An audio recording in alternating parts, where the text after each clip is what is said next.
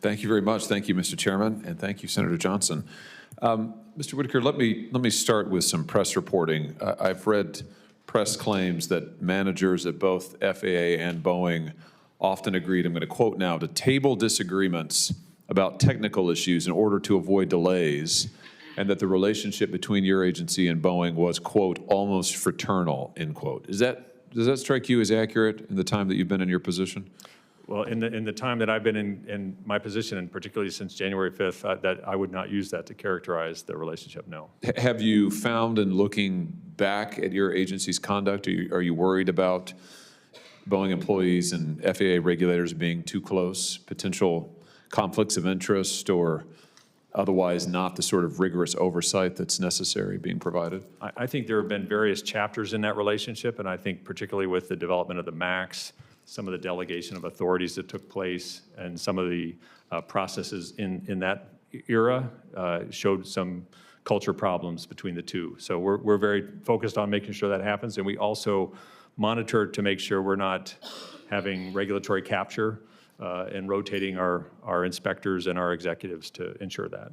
Let me ask you about some whistleblower allegations. Since Mr. Calhoun testified here back in June, a number of whistleblowers have contacted my office. One whistleblower told my office that Boeing would routinely try to schedule inspections based on which FAA investigators were coming, because some FAA investigators were known to be more inclined to provide sign-offs.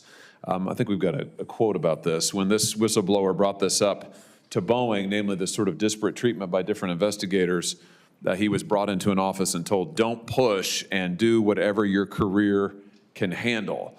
My question is, does the FAA now, or has it in the past, allow Boeing to schedule which inspections occur with specific investigators for certifying aircraft? There are various types of inspections. Some of those are large paperwork inspections. Those tend to get scheduled. They're fairly intensive, weeks-long audits. The primary inspection happens on the floor, and particularly now that we have inspectors on the floor. I visited with the inspectors in Charleston and walked the floor with them.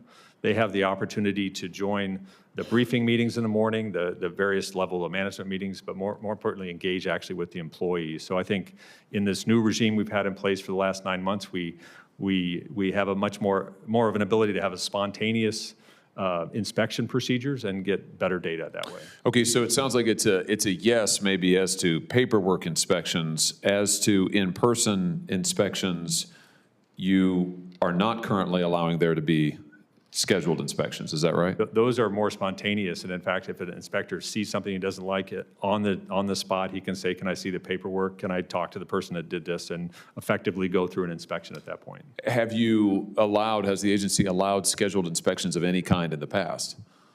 Just of the audit nature, both with the quality systems for Boeing, which are basically auditing their manuals and procedures, and also similar inspections that happen with suppliers. Let me ask you about another whistleblower report. This whistleblower, different person, told my office that she would report scores of technical issues, but when she did that, those reports were not well received by Boeing. No surprise given how Boeing has behaved. Here's the thing that particularly interested me. This whistleblower stated that if you go to the FAA, I'm going to quote her now, if you don't say you fear retaliation during an initial call with the FAA, you don't get whistleblower protection. I think we've got that quote as well. If you don't say you fear retaliation during the initial call with the FAA, you don't get whistleblower protection. Is that accurate? That is not accurate. You get full whistleblower protection with each outreach. Okay, so the FAA is not requiring whistleblowers to explicitly state that they fear retaliation in order to get whistleblower protection as defined by law. Is that correct? Sir. Yes, sir. What are you doing to ensure that any whistleblower who comes forward to you, whether from Boeing or anywhere else, is guaranteed the full whistleblower protections they are entitled to under the statute? In 2023, we beefed up our department, added a number of inspectors, and they're all very well trained on what the protocols are. And really the key to this system working is having that confidentiality.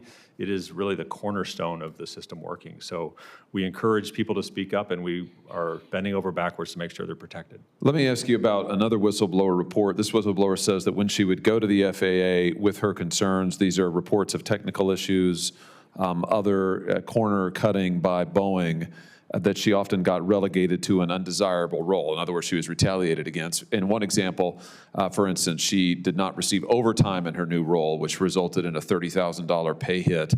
And this whistleblower alleged Boeing routinely conducts retaliation in this way without raising any formal alarm bells. In other words, tries to retaliate, but sort of on the sly, as it were, and evade any FAA accountability or scrutiny. Are you aware of things like this happening? I'm aware of allegations of retaliation, and it has been a focus as we look at the safety culture change that has to happen. A key part of that is a robust whistleblower program that does not have a retaliation. That's going to involve training of management so they know how to treat employees. And anytime we get an allegation of retaliation, we bring in the Department of Labor and OSHA to investigate as well. And so has that happened recently? I mean, are you investigating? Have you brought in other relevant federal agencies to investigate possible cases of retaliation as it relates to Boeing? We routinely would bring in the Department of Labor if there's a retaliation allegation. You say routinely, but I guess I'm looking for, as it relates to Boeing, while you have been in your role, have there been instances where you've had to go after them for potential retaliation? I can get that information and provide it to your office. Okay, that would be helpful. In my time remaining here, let me just ask about something you testified to back in June when you were before the Commerce Committee. You were talking about changing your approach to inspecting Boeing production facilities. But one former FAA official has commented that 150 inspectors is a drop in the bucket compared to the amount of work that goes on at a typical Boeing production facility. Boeing says they have 170,000 employees. The Boeing facility in Renton, Washington, for example, where the 737s are produced, has 1 million square feet. How many inspectors do you have on the floor at Renton, for example? I could give you the precise number.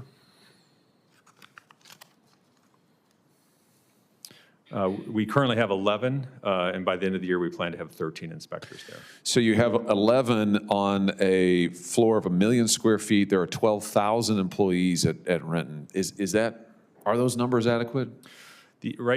Our current assessment is this is a good start, and these inspectors are able to walk the line and talk to employees, and we feel like we're pretty well covered, but we will continue to evaluate that number as we go forward. Well, my time has expired. Thank you, Mr. Chairman. Thank you, Senator Johnson, for allowing me to ask these questions. I just want to say in closing that, listen, what's happened at Boeing is absolutely unacceptable. As I said to the CEO when he was sitting right where you are, for the CEO to have gotten a 45% pay increase as he did year over year while he wasn't paying his machinists out in the Pacific Northwest, while his planes are literally falling out of the sky, is absolutely reprehensible.